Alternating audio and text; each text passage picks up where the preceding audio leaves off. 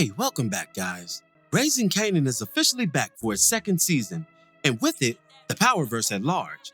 The premiere episode, entitled The More Things Change, was an excellent starting point to what's sure to be a heavy season for our various characters, some of which have already begun shifting in their desires, perspectives, and loyalties. I'm here to break it all down in typical Top 10 WTF fashion. Before we begin, be sure to hit the like button, subscribe, and bell notification to immediately receive these videos. Also, big thank you to all of my channel donors. If you'd like to be the next one, drop $1 on that Cash App for us. And lastly, a spoiler alert is now in effect for all things Power. Here we go. WTF moment number 10, a medical marvel. Howard's status is quickly revealed towards the beginning of the episode and turns out to be better than anyone could have hoped for. Previously facing a situation rife with despair, Howard was blessed to receive a bone marrow transplant from a fellow officer and have no permanent damage remaining from his gunshot wound. Given a newfound lease on life has simultaneously given him a new mission as it pertains to the orchestrators of his attempted murder, a mission that will unfold in the episodes to come. WTF moment number 9, enter Zisa.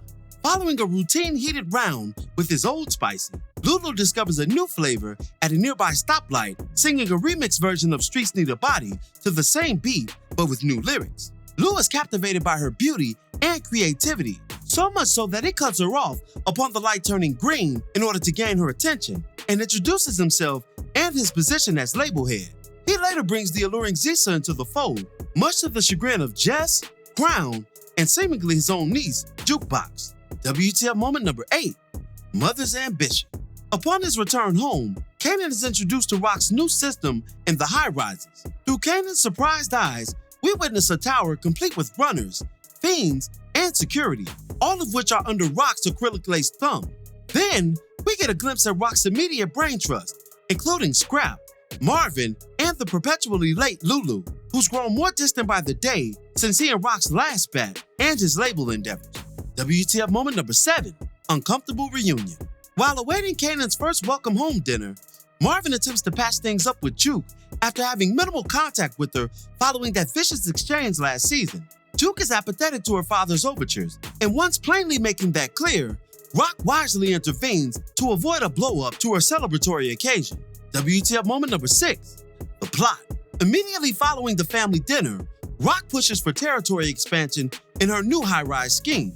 She enlists her distracted, yet dependable brother Lulu to run the prospective tower, while etching out a plan to retrieve the services of Unique's right-hand man, Worrell, and the remainder of his crew by extension.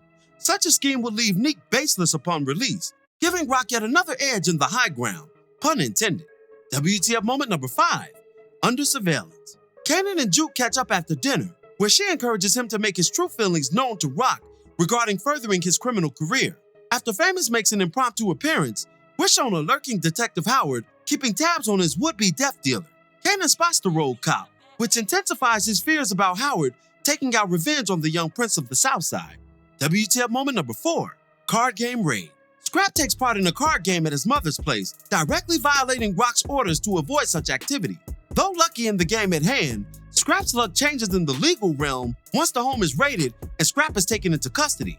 The consequences for this violation are going to be tough going into episode 2 and may jeopardize Scrap's position in Rock's organization. WTF moment number 3, prison break. Neek inadvertently stumbles upon a prison jumping while making his way back to his cell. An inmate is shoved into him and refers to him as a derogatory slur that rhymes with loon, and that you gotta be loony to use on any self-respecting black person without expecting a fresh helping of that work. Unique does just that, successfully taking on the violator and his subsequent cronies in violent fashion. Then, Marco vouches for Neek's role in the melee, the latter gaining a powerful ally in the war to come with Raquel, but more on that later. WTF moment number 2, dangerous liaison. Well. As Marvin rightfully predicted during his fight with Lulu in season 1, Jessica and Crown are indeed involved in a forbidden affair, and likely not for the first time. Jess and Lou have been at constant odds since his music endeavors began, and his increased time spent on trying to catapult his new label and maintain his underworld business have provided the perfect storm for Jess to secure outside help with her brother's flailing rap career. That choice will come back to bite them both in a fatal way once Lou gains wind of the treachery. You can book that. And WTF moment number 1, collision course. The episode's conclusion shows Unique making his way out of prison to an audience of no one but a clandestine Marvin, keeping tabs on his street foe. Then, and perhaps most surprisingly, Rock is shown meeting with Howard at the very place his life was nearly taken. Her knowledge of his hospital release, Kanan's sighting of him, and her relentless maternal instinct to keep him safe are the likely foundations for such a clash. And I, for one, cannot wait to see it play out next week. Some lingering thoughts before we end today's video. Jukebox's apprehension towards Marvin is twofold. Not only is it residue from that vicious fight from season 1, but also Juke's lack of understanding of her other half, i.e. her mom. We see her mourning Nicole's death, then searching for clues to her unknown past. It'll be interesting to see how her character develops once her mother is introduced this season. Marvin's therapy arc is just what the doctor ordered if he wants to establish a healthy relationship with his daughter. His lack of empathy and general insensitivity won't help him build a bridge with Juke, but only serve to burn it further. That bridge hinges heavily on how he responds to her mother's coming appearance, which was tumultuous during their previous interactions, according to Lulu last season. We'll see how he fares. Scrap's gambling problem was alluded to in season 1, when the loyal soldier was attacked by Kanan, who falsely believed him to be behind the stash house hit. Here, it could possibly lead to him flipping on the crew, if the episode 2 trailer is any indication. I'll explore this more in the review for next week's trailer. Speaking of Scrap, his mother was hollering for a Detective Ping during the raid. I wonder who this detective is, and just how he'll factor into Scrap's imminent future, if at all. And lastly, Neek's prison fight prior to release will prove integral down the road once Rock's plan begins to take shape. The man he helped in the debacle was Marco Baselli, who's the son of Sal Baselli, the big monster shown in the official trailer at odds with Rock. There's an alliance on the horizon for the downtrodden gangster who's without a crew, and based on the new trailer for episode 2, without a connect as well. Things are getting very interesting very quickly.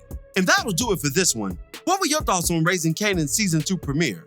Be sure to drop me your opinions in the comments below. As always, I thank you for watching today's video. If you liked today's video, go ahead and drop $1 on that Cash App for us, hit the like button, share it with your friends who are Power fans, and subscribe for more content such as this. This is Rudy P. Magic of Rudy P. Magic Beats, and have a blessed one until the next one.